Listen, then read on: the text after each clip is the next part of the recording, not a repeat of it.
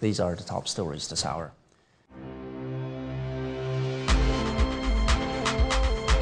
Some Afghan politicians believe the ousted ministers have been victims of what they call vicious policies.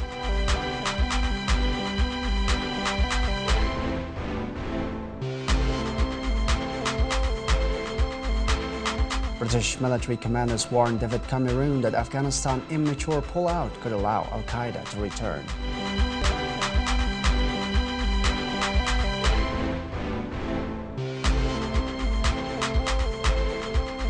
And Iran asks rebel allies to help free Iranian pilgrims seized in Syria.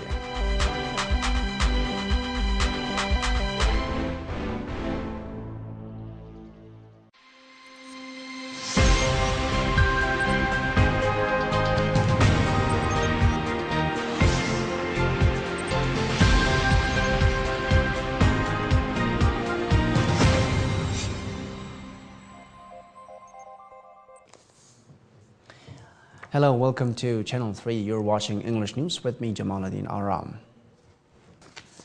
Diplomatic effort to bring the Pakistani military army cross-border shelling of eastern Afghan provinces have not produced desired results. Afghan Ministry of Foreign Affairs says it's now up to the nation to feed the government with effective solutions for the dispute as diplomatic negotiations failed. The news comes a day after Defense and Interior Ministers, the two key members of Karzai's cabinet, got no confidence vote from the Afghan parliament. Afghan National Coalition Party believes Afghan Defense and Interior Ministers have been the victim of vicious policies of Karzai's administration toward the neighboring Pakistan. The party spokesman says Afghanistan foreign policy needs fundamental amendments. Assigning or removing individuals cannot deplete the current security crisis in the country. David Cameron has been told that the current plan to hand control of the country's security to the Afghan forces next year may need to be diluted.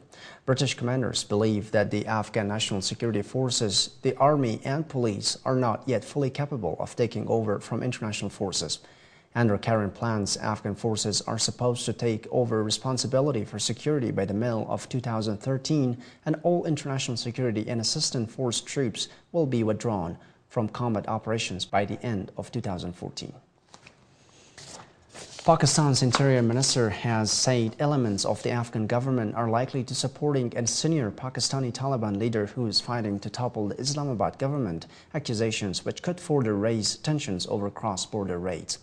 Pakistani officials say the Taliban commander known as Fazlullah has been orchestrating raids on Pakistani security forces from Afghanistan, where he fled several years ago after a Pakistani army offensive against his stronghold in the Swat Valley.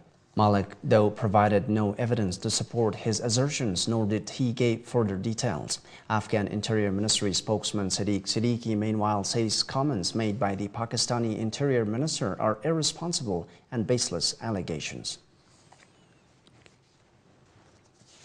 Iran called on Turkey and Qatar, two countries that have backed the Syrian opposition, to help free 48 Iranians abducted by gunmen near Damascus.